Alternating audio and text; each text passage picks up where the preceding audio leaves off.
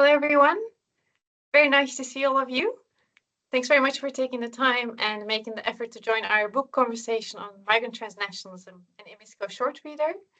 I'm very happy to welcome you all, also on behalf of my co-author Marta Bivand Erdal, research professor at Peace Research Institute Oslo, and myself, Özge Bilgili, associate professor of interdisciplinary social science at Utrecht University. Well, the idea of today is rather simple. We'll first spare some time to present you our short reader on migrant transnationalism. But even more importantly, we want to engage in a conversation with you and our panelists, who will share their reflections on transnationalism, taking our book as a starting point rather than the end point, let's say. So before we go ahead and get started, I would like to take a moment to thank IMISCOE Research Network and its Standing Committee on Migrant Transnationalism, actually, for basically it being a source of academic inspiration for us and fostering really a critical, inclusive and interdisciplinary research environment for us over the past years. I would say more than 10 years now. And I would say that in many ways, this network has shaped the way that we understand migrant transnationalism. And I can say that both for myself, but also for Marta, I think. We would also like to thank our host institutions, European Research Center on Migration and Ethnic Relations, IMISCOE at Utrecht University, and Peace Research Institute Oslo for their ongoing support. And as you can imagine, writing a book is a journey on its own, so it's been a long road with ups and downs, but we are very happy that now we can also have these kind of conversations with you about our book. And of course, I would also like to give our thanks to our dear colleagues who have accepted to join our session today as panelists. So I'd like to name Koen Leurs, Associate Professor in Gender, Media and Migration Studies at Utrecht University, Mary Setrana, Professor and Director of Center for Migration Studies at the University of Ghana, and Benjamin Etzold, Senior Researcher at Bonn International Center for Conflict Studies. And before we begin, I would also just like to mention a couple of practical issues. Well, first of all, this webinar will be recorded and shared online. So this will go through the Pirios channels, I believe, via YouTube. And it will take a while before it goes online. But once it's online, please do feel free to share it with your colleagues, but also students, perhaps, who may also enjoy this conversation.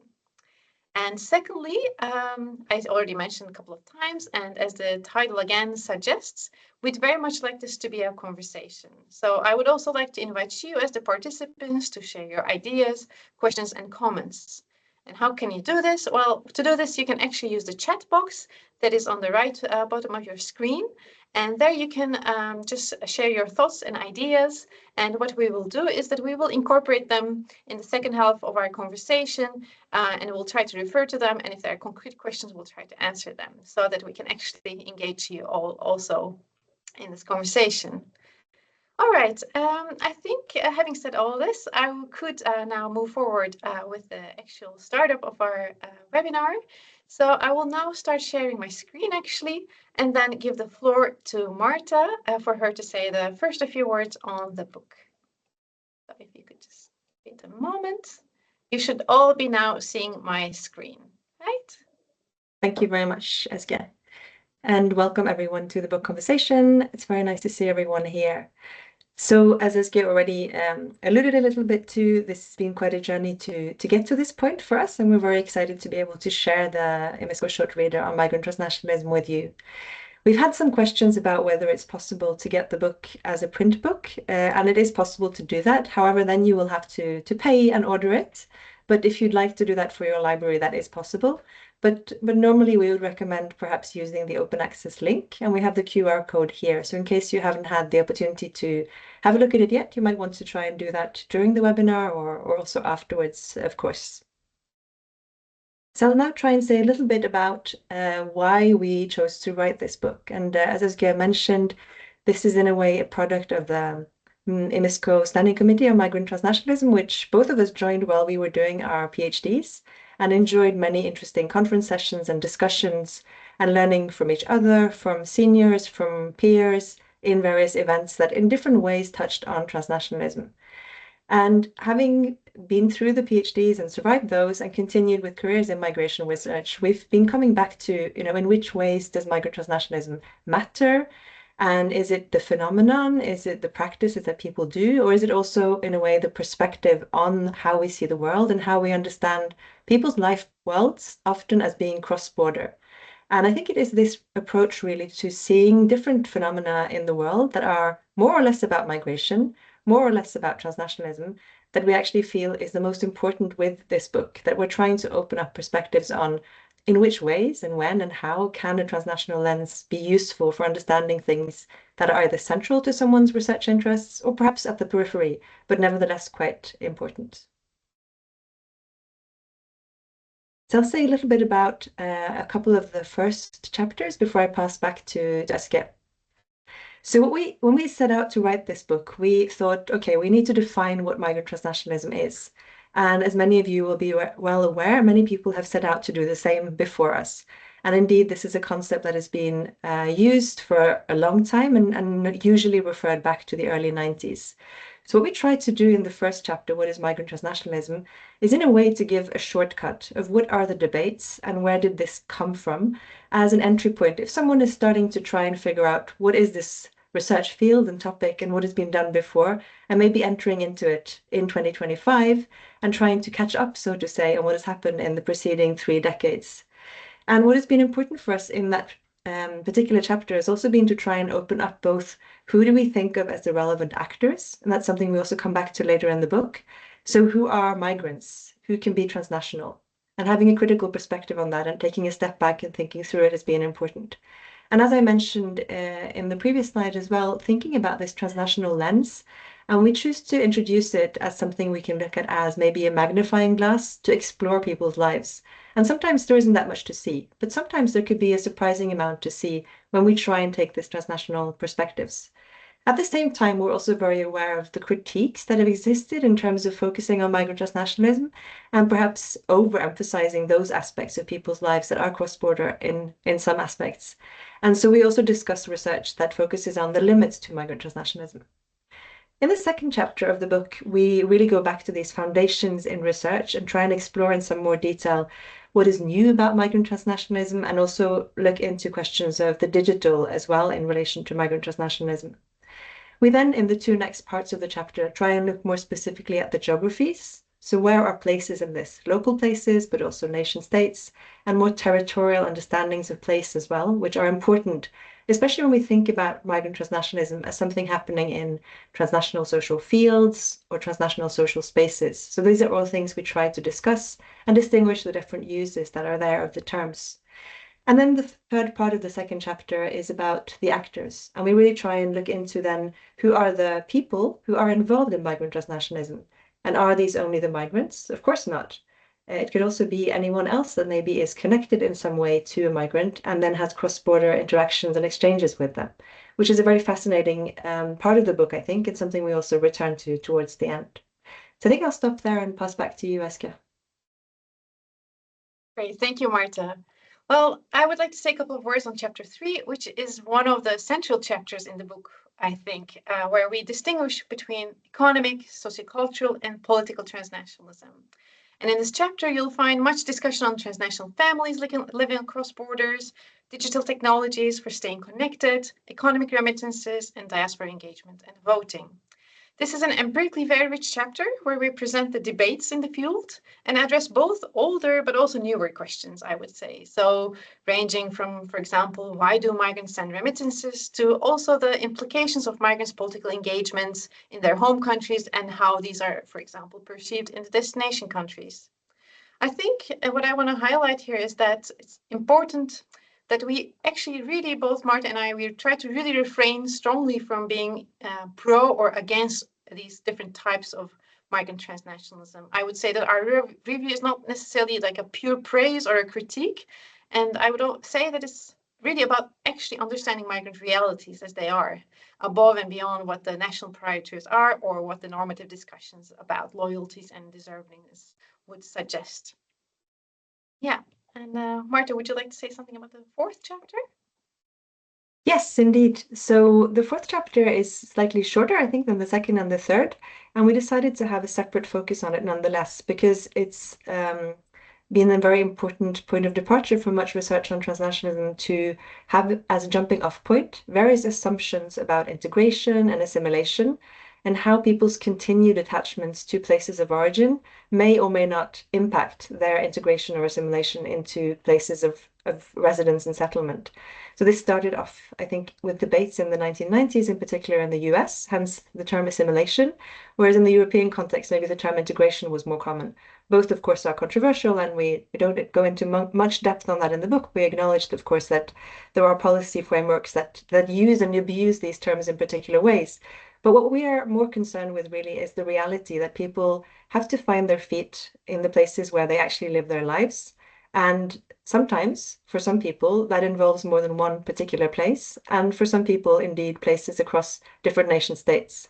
So in this chapter, I think we try to make a call for really acknowledging empirical realities of people having multiple attachments, multiple identities, and navigating different places in their lives, both at different points in time, but also as a central point in the study of migrant transnationalism, this idea of simultaneity and how people, in a way, have to handle the fact that you have relatives in one part of the world and your children going to school in another. And that's one reality, one life, and true at the same time. And so trying to then understand how is this being researched, what are the findings, and also how does it relate or not to the ways in which policies on integration, for instance, in Europe are relating to migrants' realities.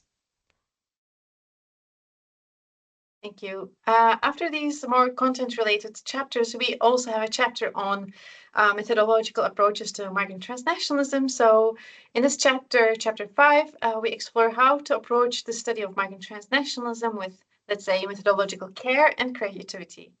So we ask how we as researchers can weave transnational awareness into our research designs and practices, recognizing that no single method fits every question, obviously. So we draw on a range of quantitative and qualitative approaches from different disciplines, and we highlight especially the richness of a multi-sided fieldwork that can bring, but also showing how powerful actually insights can emerge even from studies that are rooted in a single location, because of course multi-sided research is not always easy to do. And we also, I would say, really reflect critically on the ways transnational research often focuses either on migrants or on their non-migrant counterparts, and typically in the countries of origin or in residence. And we try to discuss what this means for actually the kind of knowledge that we produce in migration studies. And as a final point and as a practical contribution, which is something we also find very important, that we try to kind of offer a toolkit, let's say, that helps researchers to engage with their reflexivity, positionality, but also interdisciplinarity and ethical issues when it comes to doing research with a perspective on migrant transnationalism.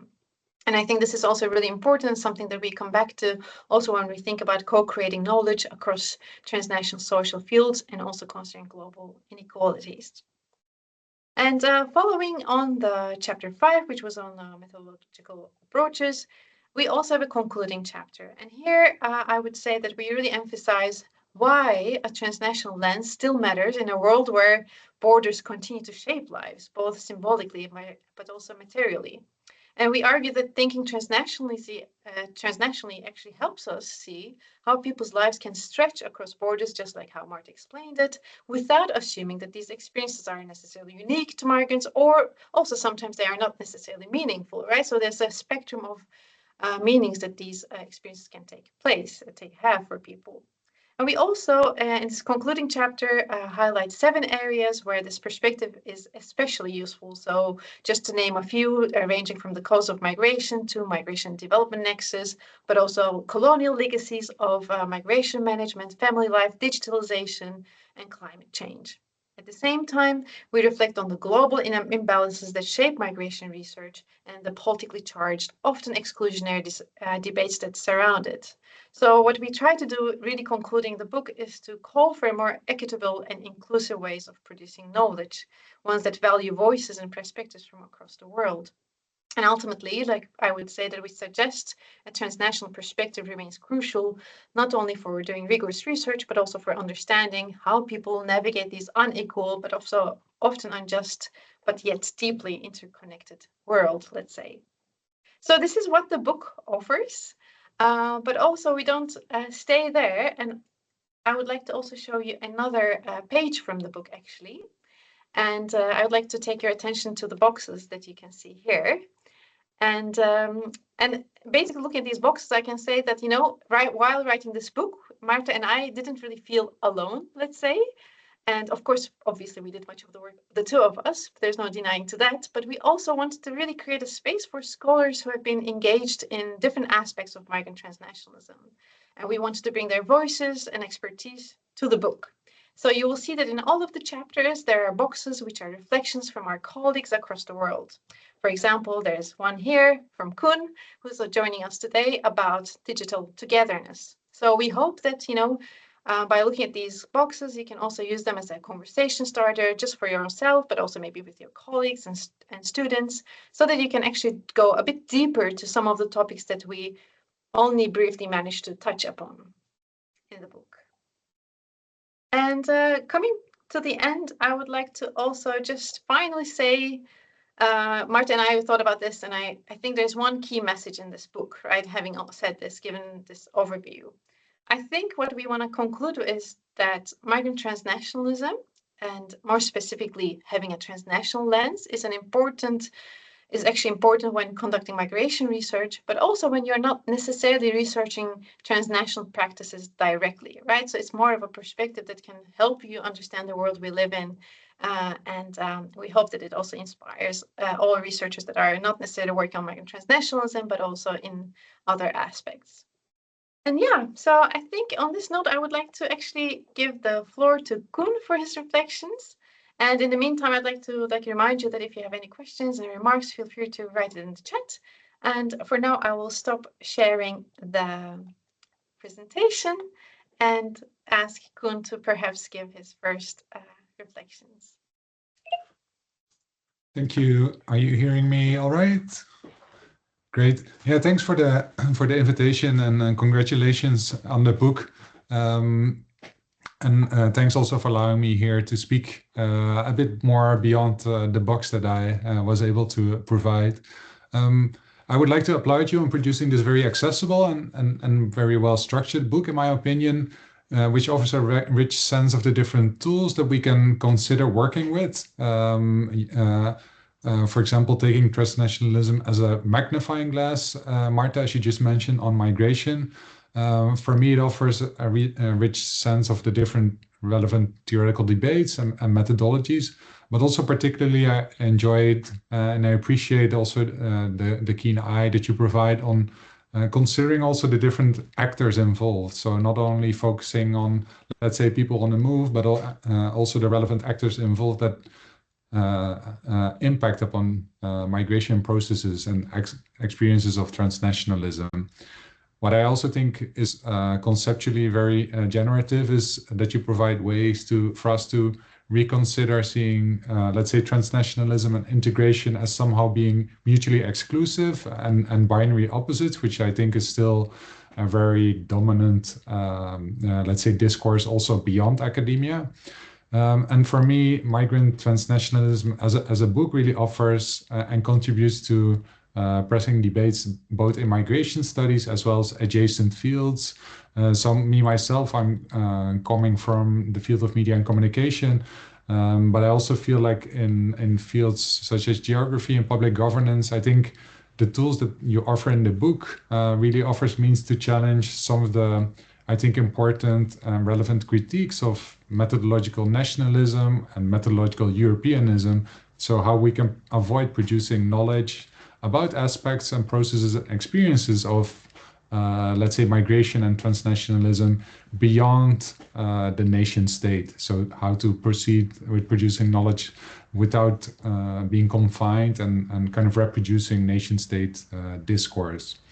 And for me, also your commitment to seeing and understanding migrant transnationalism really as an active doing, as a kind of granular process, which has various dimensions.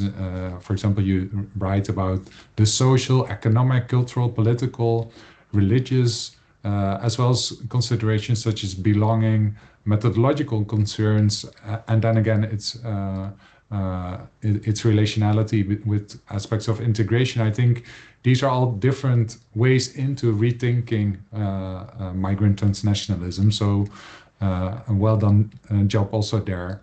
I also appreciated as a reader, indeed encountering the different voices from the bibliography in the box texts. And I also appreciate indeed that I was given an opportunity to contribute. And I would like to continue with a few minutes that I have left to speak about the topic of migrant transnationalism and your book from experience in working around migration and digital technologies. So what you as authors state in addressing what might be new in migrant transnationalism is this sense that you argue of an acceleration of living lives across distance in the last decades. And I think there's also strong cues to engage with scholarship, which has been addressing indeed the impacts of, let's say, digital technologies, but also questions around datafication and digitization. We can take cues from Dana Diminescu's idea of the connected migrant, offered in 2008, to consider what it means to live lives across distance and not to be, in Dana's words, doubly absent from home and host society, but how people on the move can be present in both. So how transnational subjects can be present both and across different geographical settings and locations, maintaining this sense of digital connectivity. And there's lots of scholarship which has worked in this paradigm, looking at transnational parenting, for example, the maintaining of diasporic networks, sharing of grassroots information, emotion management, political activism. But I think it's also urgent and interesting to see how a shift has been happening in the, let's say, maybe last decade or so. In the context of Europe, this is maybe most visible after the so-called EU refugee crisis between 2015-16, where states and governments were increasingly also seeing the digital technologies used by migrant subjects as a way of making them legible to the state. So as a form of governance, migration management, and surveillance, the digital has really also been taken up as a tool to make people legible to the state. We can consider the experience that we have been studying in the context of Netherlands, how, for example, smartphones, laptops, and digital devices of asylum seekers are being screened to verify identities, but also to counter potential security threats and trafficking. So how digital devices are being seen as a data double that are made to stand in instead of asylum narratives. Digital traces are seen as a way of producing and reconstructing an identity. And these are taken at very often at face value. And I think we should raise questions. But also, for example, how on social media, which has been initially kind of celebrated as a site of political contestation and activism, for example, to call attention for hardships of living in refugee camps, has become this site of polarization, of contestation. We simultaneously see a kind of growing scene of migrant influencers who provide practical, cultural, as well as political information about their lives. But then also this scene of migrant influencing has been also, for example, embraced by the EU, who have been paying migrant influencers to tell different stories about the hardships of crossing the Mediterranean, about unsuccessful journeys towards Europe. So the context of migrant influencers on social media, and on, for example, on YouTube and TikTok, are interesting areas that definitely merit further scrutiny. And I would like to end by raising two questions, maybe, if we have time, that we can engage with. Is maybe first, when we're working in the paradigm of migrant transnationalism, how can we ensure that our work continues to rehumanize rather than dehumanize the people that we research? And I really also appreciate your emphasis not wanting to exceptionalize migrants and migrants' experience, but how can we do this maybe in practice? And secondly, I was wondering how you see the relationships between transnationalism with terms such as the translocal connectivities. How can we produce, or how do these two relate to one another? I would love to hear you speak further about these aspects. So I think that's what I wanted to say for now. Turning it back to you. Thank you so much, Koen. That's much food for thought, and also thanks for your very kind words to us as authors. So let's all keep in mind these questions you've raised, and I see there are some comments and questions in the chat already. So please keep writing anything in the chat if you'd like to ask anything or give a comment. But I would like now to pass to Mary Setrana, and Özge already introduced you, Mary, so I won't take up any more of the time. But we're very, very pleased to have you here, and please, the floor is yours. Thank you so much. And let me add my words to Koen. I think it doesn't hurt if people know the good sides of what we have read. I think it just adds on to the numbers and it increases the percentage of it. So thank you. It was interesting reading the book. And I teach a course on transnationalism and diaspora. So once you sent me the link, I sent it also to the class. So that will be one of our key readings for the next semester. So thank you so much. I enjoyed reading the simplicity of the words. It's brought home what transnationalism is. Transnationalism brings us to the basic, the micro level of migrants' lives. And so looking at that basic ways of in which you describe it, I really enjoyed it. You don't need big English or big grammar to understand what you have been able to explain. And I think it speaks to practitioners, students of different levels, and people who are, like you said, I think the last sentence that was raised, that you don't need to research transnationalism when you have deliberately wanted or maybe found questions around it. It comes up anyway, whether it's deliberate or not. And so that I do appreciate that portion. And then taking us back to the work again, honestly, I started off my PhD with return migration. And while I was reading, I found myself in the text, especially the boxes. And those were very interesting findings of the little boxes, which are not usual, but I find it very informative. And so I'll dwell on what I found and what I've worked on over the years when it comes to one of the sections. You don't speak much about it, but I found that rather more catchy, the return migration. I think you call it transnationalism and return migration. And that's how I started my migration journey. So I would like to talk about it. There are some issues you raise. So you raise issues of simultaneity, very interesting. I find you don't necessarily use temporality, but that you use things words like time, changing experiences and changing over time. So I also include space because at some point location is also part of it. So I find temporality as one of the key things, and the simultaneity, and also the life course approach. That has always been an argument that you can't study transnationalism without taking a life course approach. And I find that part very useful in this book. And so I was reflecting on some of the portions that asked the question, is everybody engaged? So I remember my first class, always in the first class, I asked students, can you tell us about your connection with migrants elsewhere? And then in this question, most of the students are able to find friends, family, but in a few cases, you find students struggling to write what they connect with when it comes to migrants. And some of them end up not writing anything at all. So they know the people, they are aware friends are somewhere, but there is no connection. So there is no communication. And so I find that discussion that you raise very critical because it's not everybody that is engaged.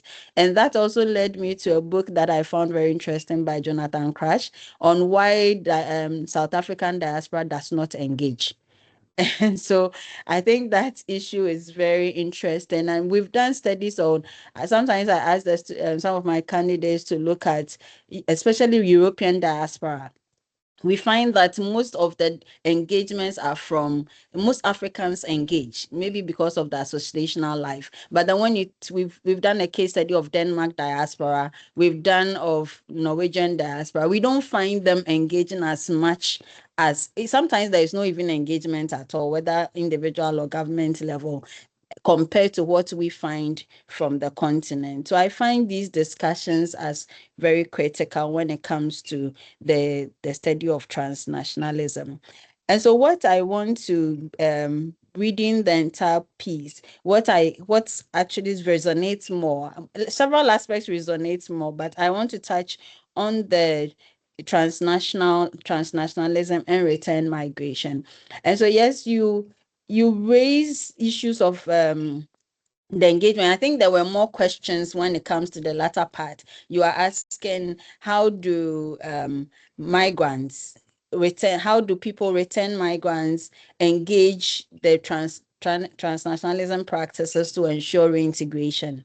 There are questions like that. And then there are questions on how they access transnational space in anticipation of a future return, the myth around it. And so, yes, while the return migration discourse, and also from my own work, helps us to understand that kind of engagement beyond a particular country, there is that kind of engagement across and among countries, and also most particularly with the origin. And so people harness the coming transnational practices the way you have described it, the networks, the capital, the resources they mobilize during the process, help them to prepare towards return. Yes. So there is a further step, and I refer to my paper on Do Transnational Links Matter After Return? And I wrote this paper when I was on the field, when I was doing my PhD, and I got the title from there because I was asking myself, does transnational links matter when people have returned eventually? And yes, we find that it matters. So some of the questions are what I'm trying to address in your latter part of what people do, especially when it comes to return migrants, what they do with the issue of transnational practices. So we find that apart from it being preparatory measures for people to know the environment they are coming to prepare towards business investment, the extent to which they are reintegrated is also linked to their connections from somewhere. So the people I studied, when you ask them, are you successful? They feel successful when they have connections still in the origin, in the destination or elsewhere.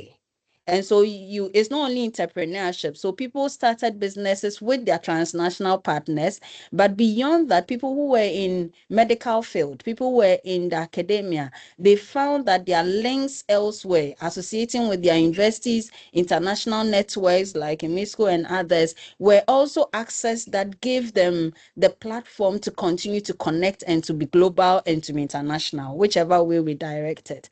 And so they feel well integrated, they feel successfully reintegrated when they had those connections.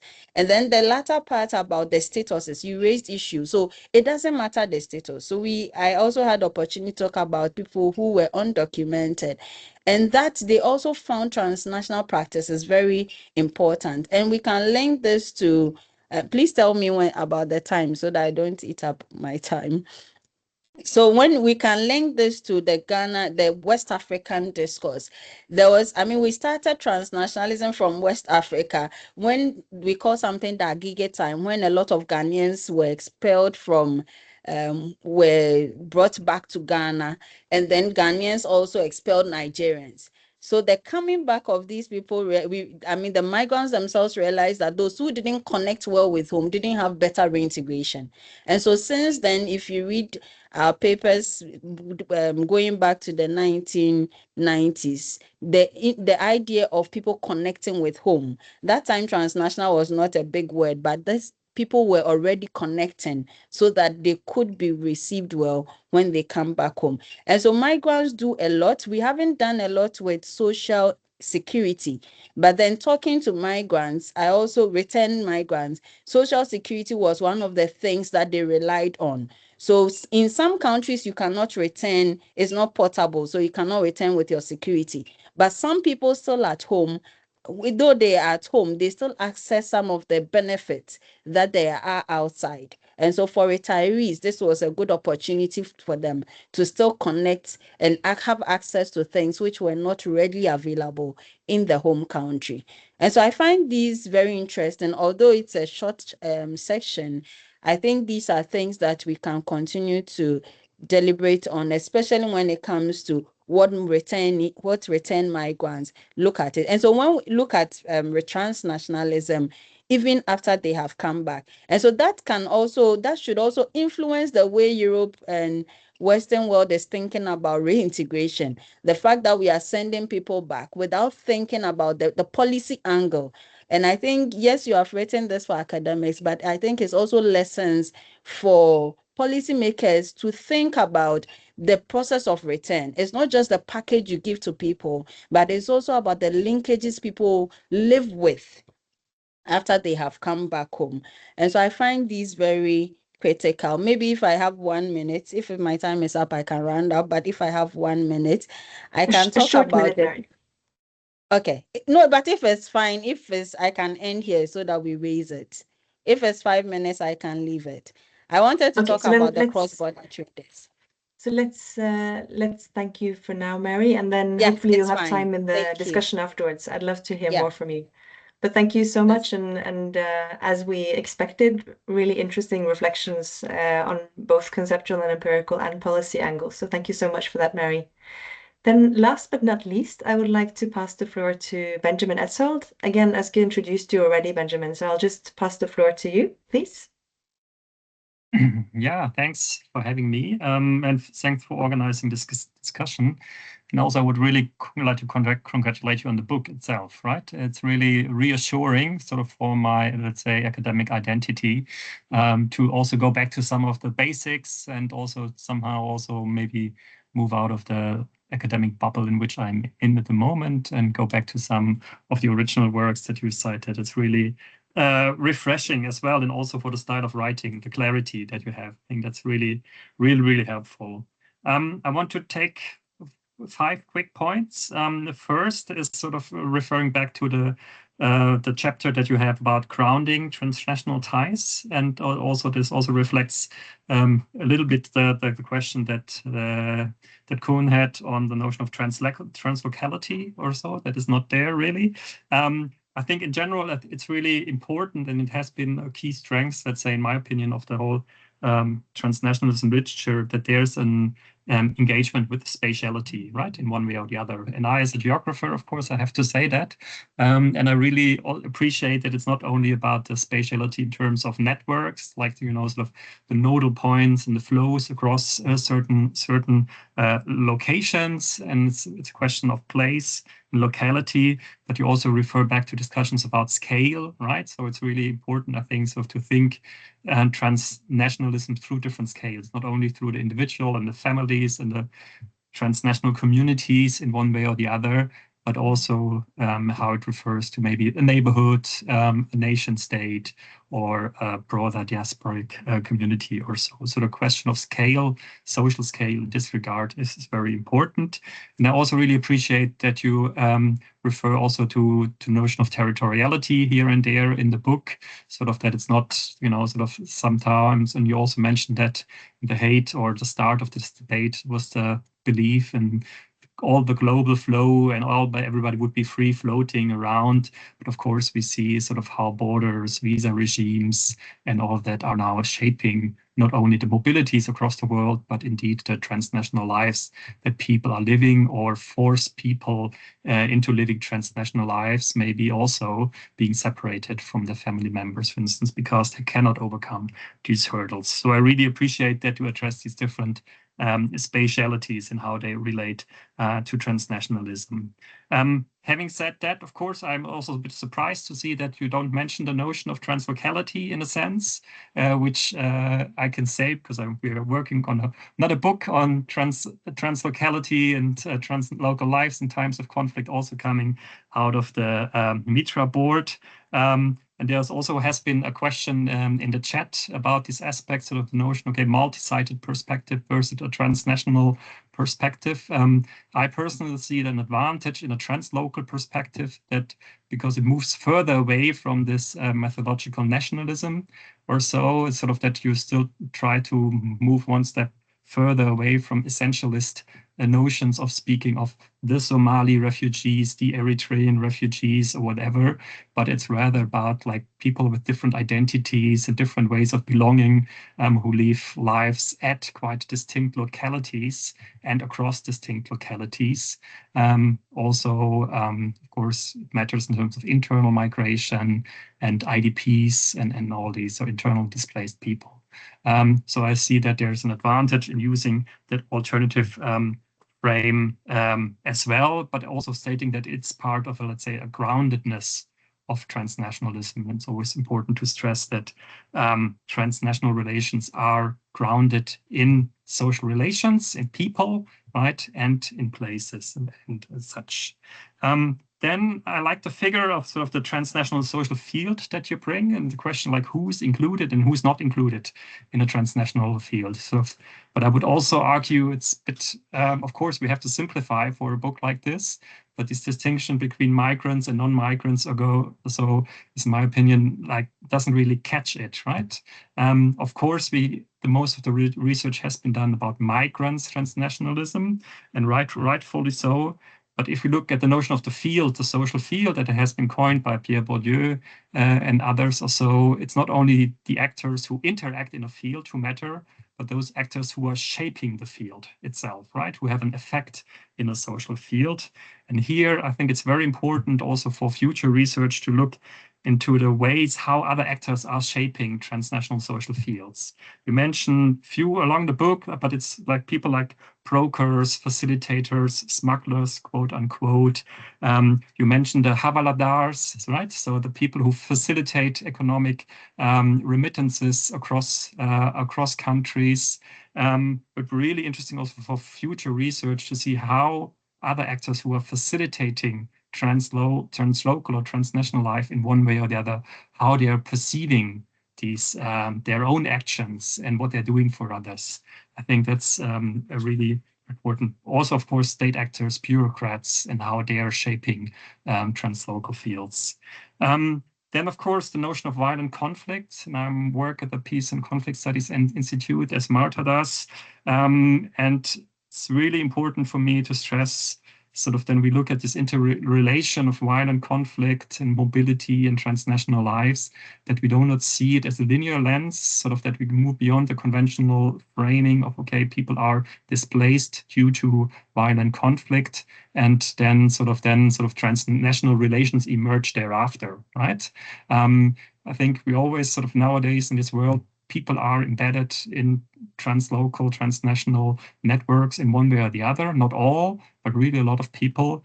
And then I think the key empirical question is also, of course, for how do violent conflicts transform, right, existing transnational social fields or translocal networks or so, right? And here, sort of, you mentioned it also in the introduction with regard to life worlds and a spatial axis and a temporal axis. I think it's also very important and has been mentioned before, this temporal axis, right? Sort of that we cannot see transnational social fields or so as such, as being static or so, but they're always under construction, always in transformation, they're evolving, and people's position within transnational social fields changes, of course, along their life course and across time.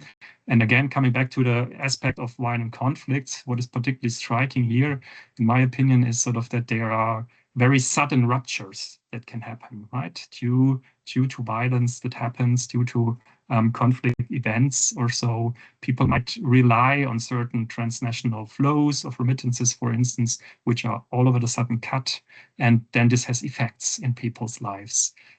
So the question of temporality is particularly important, and these really sudden aspects that can occur.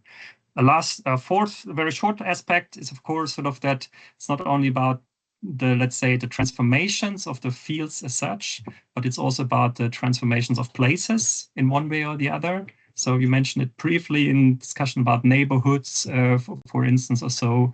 And I think these, and we see it in our everyday lives all over the world or so, transnational networks, transnational ties are transformative power in all societies.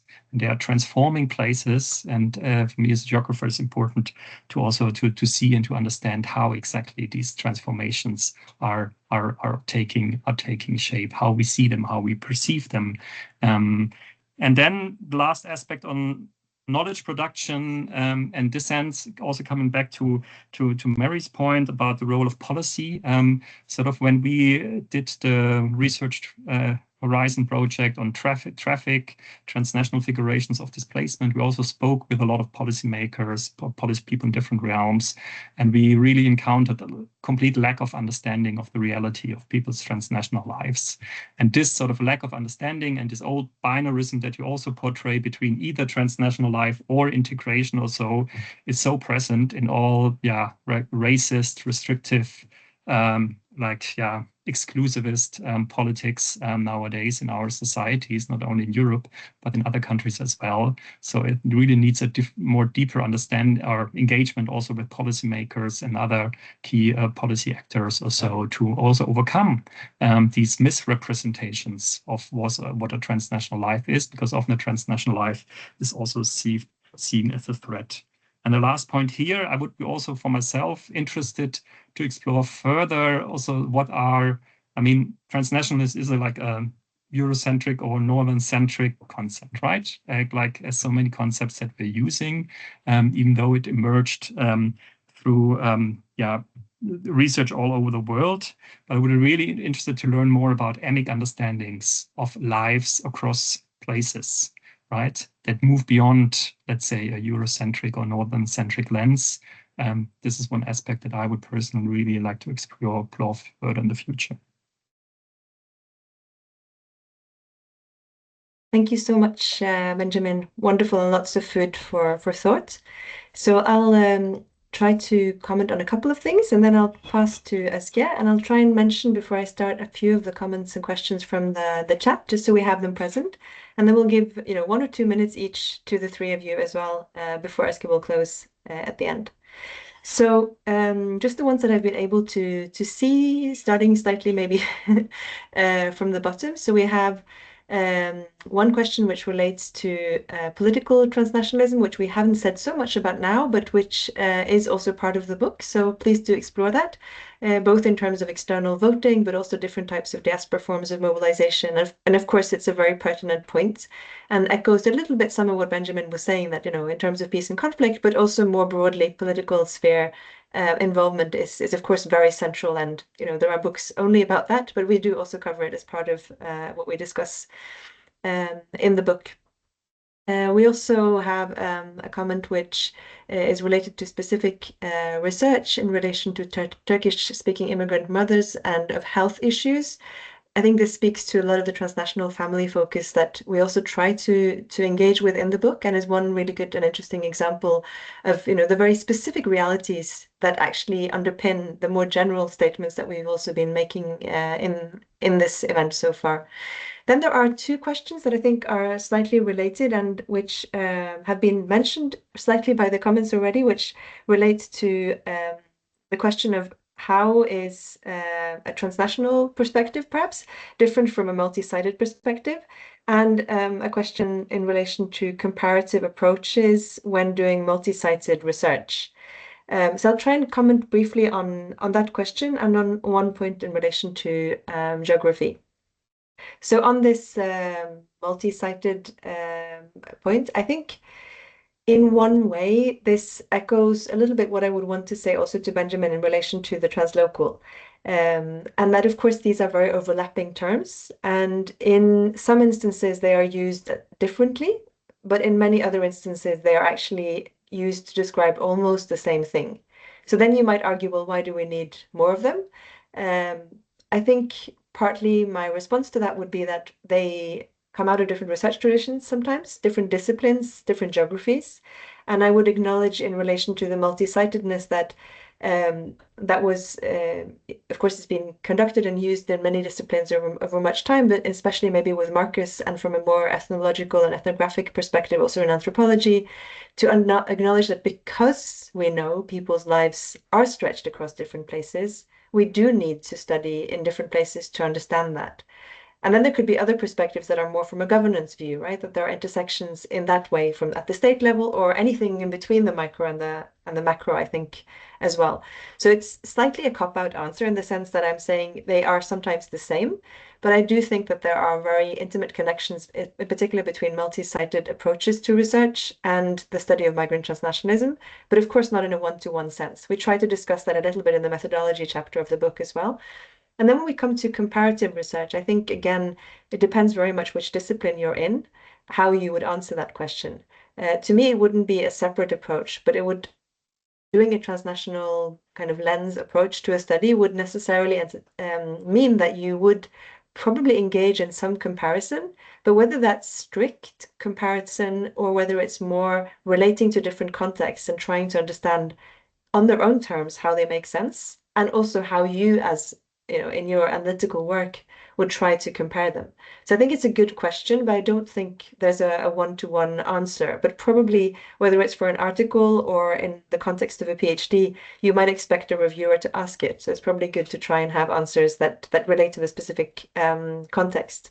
And then just briefly before I pass to Özge on the geographies, I should of course also mention that I am a geographer, and like Benjamin, I'm very concerned with the kind of place and spatial aspects of this. And we have tried in the book to discuss this a bit. I think these are some of the most fun interdisciplinary discussions Özge and I've had, coming back to this question of like, but what do you mean with place? And I think anyone having a conversation with a geographer comes across that question quite often. We try, at least in the context of transnational spatialities, to pin down what we mean by space as opposed to fields, where the fields part is more abstract and relates to Bourdieu's understanding of social fields more, whereas the spaces, it really depends who is using them, how that relates to, is it an abstract term or is it really linked to where people live their lives? So if you're interested in those geographical aspects, please also look in the book. But as Benjamin rightly points out, we haven't covered everything fully there, so there's more to explore there. I'll pass to you, Özge, to pick whatever you like to comment further on. Great. Yeah, thank you all very much for all these wonderful comments. And it's very hard to pick and choose what to comment on. But while my brain is on the one side discussing that in itself, I would actually like to take one of the newer questions and first relate to that, because there's a question of whether there's also examples from Latin America. And that made me think about actually something that we also discuss within the book, is that the transnational perspective is in fact a latecomer to the European context. So if you originally look at the works that are done on with the transnational lens, they are primarily looking at Latin American migrants living in the US, right? And so we also give a lot of examples from Portes' work on political transnationalism among the Haiti and Caribbean migrants living in the US. So there's a lot of work on that, but also we refer to one of the largest projects on that is with a transnational perspective, the Mexican Migration Project. We refer to from Messi and colleagues, that is a longitudinal study. And so you will also, when you kind of skim through the book, across the book, you can also find examples from different regions. They are not always the most recent studies, but I think because it's at the center of the core of the field, there are a lot of examples. And you can also, for example, think about the studies that we refer to, these migrant households, the migrant houses in the Mexican context, how the remittances of migrants in Mexico shape the villages with newer houses, etc. There's all that discussion on migration and development linkages are also present in the book. So perhaps just a pointer for that. So feel free to skim through the references, and that you can find also work from Latin America. And besides that, I found all the comments super interesting, but I think one of the things that I want to link to is this question of what Koen brings in terms of rehumanizing migrants, and also the fourth point of Benjamin with talking about migrant transnationalism, the transnational engagement being an exclusionary marker in integration debates. So I think there was an opening in the past years also when I was doing my PhD, more or less at the same time with Marta. My work was very much on the idea of like simultaneity in migrants' lives, right? Like, so how is it okay? How is it normal? How is it part of migrants' lives? So of course, having part of their lives embedded here, but also there. And I think that was kind of a good opening for us to kind of take that opportunity to make it, kind of normalize these kind of phenomena. But I think we have we went back a few steps in the past years, and that I find very unfortunate. And I think that really coincides with the political context in Europe. Now we're getting close to the elections in the Netherlands, with so much going on migrants being the targets of scapegoating for all local issues, etc. So I think this is very unfortunate, and I find it also as our task, indeed, to kind of bring forward that these migrant lives should not be seen through this normative lens of what it means to have connections elsewhere, and that, for example, when migrants are sending money back home, that cannot be judged as a loyalty issue, right? So I think those are issues that we really need to bring forward, because I think one of the danger and one thing that I find very difficult is also communicating with these different schools of thoughts within sociology, within social psychology, within cross-cultural psychology, and political science, to say that, these are normal. It's not necessarily segregation or, within a neighborhood, but it's also translocality, right? So sometimes we look at these phenomena from a very different lens. And I think we need to create that communication much more strongly between also disciplines and between different disciplines, like the schools of thoughts, right? So I think that is something that I really struggle with. And I think that we need to do more work in that regard, and not only with the policymakers and the civil actors that are involved, for example, also with transnational families, etc., but also within ourselves, within the academics as well. Like, how do we create this conversation and detach ourselves from the nation-state debates, right? I find that very important, and I'm really appreciative of you bringing that up. Yeah, I think these are the things that I wanted to highlight. Could we have a very short, maybe half a minute reaction from everyone? Is that possible? Yeah. Maybe whoever wants to go. Would you like to say some words, Koen? Maybe that's easier if I. Sure. I think two things maybe that I quickly wanted to speak to. The one question on political transnationalism.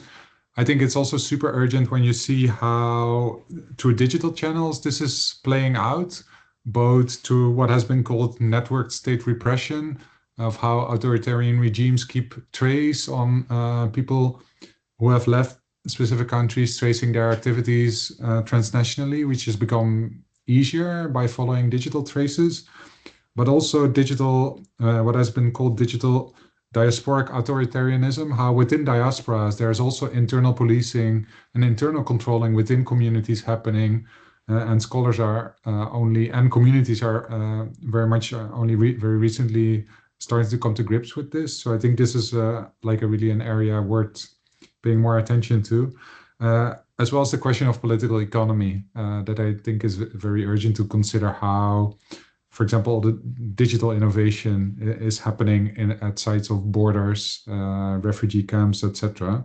And finally, Özge, also your appeal to us to engage in interdisciplinary conversations. I think it's a challenge, but I think it's also so rewarding to see what are our common grounds, because so many of our debates are happening in kind of the silos of our disciplines. While I think you can see that actually we're touching upon similar concerns. So like events like these and books like these, I think are much appreciated to see and stake out the common grounds. Thanks. Wonderful. Thank you so much, Koen. Benjamin, maybe some final sentences? Yeah, not a lot. I mean, your book has covered all, almost all, and this conversation as well. I mean, I just quickly want to reflect that sometimes I naively still see through my own research, I portray transnationalism or having these transnational ties always as something positive, right? So we work a lot like the notion of like refugees and migrants agencies and how they, they provide transnational support to one another, this solidarity that is there.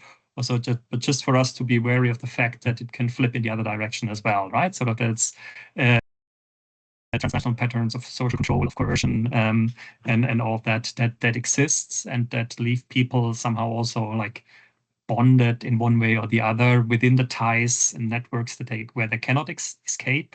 And for other people, or some people, it might also be a solution in their life to escape from transnationalism and live a local life peacefully, hopefully. So just for us to bear in mind the flip side, the dark side of transnationalism. Yeah, thank you very much for highlighting that. I tried to mention that when I was saying that we don't want to praise only, but also not completely critique, because indeed there are all these different sides to migrant transnationalism for sure. Yeah, thanks for highlighting that. Mary, maybe final words? Yeah. If there's anything you'd like to urgently share? Yeah, so maybe just to add maybe my final words, we can reflect more, and maybe to pick on what Benjamin said, I'm also working with migrants in displaced situations, and especially, I mean, in the book you raise younger generations, not I mean you the younger third and second and all those generations.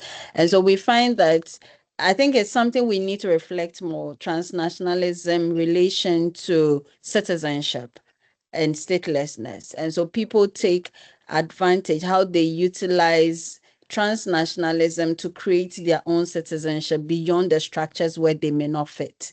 But again, it's also not the same for all groups of people, especially for younger generation who had moved as a result of conflict and cannot connect back home. And so these are also that leaves them in limbo, especially if they are stateless in the origin country. And so these are things that we also, those of us working on forced displacement, may reflect on to see whether transnationalism could mean something to the future of these people. Thank you. That's wonderful. Thank you so much for mentioning this, Mary. So I think having had this final round, I also looking at the time, I would actually like to conclude. So thank you everyone for their questions and remarks. I really appreciated seeing these messages also on the side. And yeah, and thanks to the panelists. Here, I would like to conclude this session. I hope that it will be online soon, so feel free to share it, look back at it, maybe even listen to it as a podcast while you're going for a walk. Yeah, we'll stay connected. And if you're interested on these kind of issues, please also feel free to become a member of IMISCOE Network and also its Standing Committee on Migrant Transnationalism. Thank you all very much. Have a lovely afternoon. Okay. Bye. Congratulations again. Thank you. Bye.